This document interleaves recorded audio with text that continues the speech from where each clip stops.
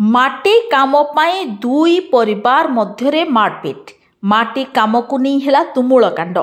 किए केते ट्रिप माटी पकाइब एहाकु नहीं होइथिला विवाद। एपरिकी ठिकादार और फांडी अधिकारी सम्मुख रे होइथिला भागबंटा। 70% और 30% रे भाग छेड़िथिला बेले नदी बंधरे आवश्यक 1000 ट्रिप ट्रैक्टर माटी पाई सृष्टि होइथिबा विवादर समाधान होइजिबो बोली आशा करा जाउथला।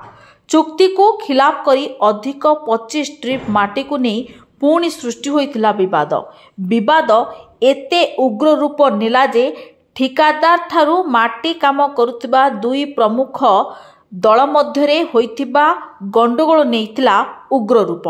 उभयंक नारे थाना रे करिथिले लिखित अभियोग। गंडगोल रे जैनिक व्यक्ति गोड़ भांगी जाइथिबा बेले एकाधिक व्यक्ति को कोर्ट चालाण करा जाइछि।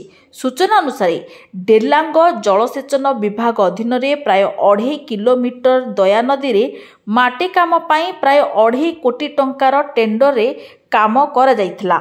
उक्त काम को ओसीसी नहीं जैनिक ठिकादार को काम करिवा पाई देथिला। मात्र काम करुथिबा ठिकादार एक निर्दिष्ट राजनैतिक दलर लोकों को माटी काम नहीं करुथिबा बेले सृष्टि होइथिला विवाद। माटी काम को नहीं दुई प्रमुख राजनैतिक दलर आग धाड़ीर कर्मी मध्यरे विवाद घनेबारे फांडी को जाइथिला अभियोग। कुआडे फांडी रे किए केते ट्रिप माटी काम करिब से ने विवाद तुटिथिला बेले 70 और 30% रे काम करिबा उभय पक्ष राजी परे काम चलीथिला। सुरखुर रे मात्र आवश्यक आउ प्राय 25 ट्रिप माटी चुक्ति बाहर पकाइबा परे सृष्टि होइथिला विवाद।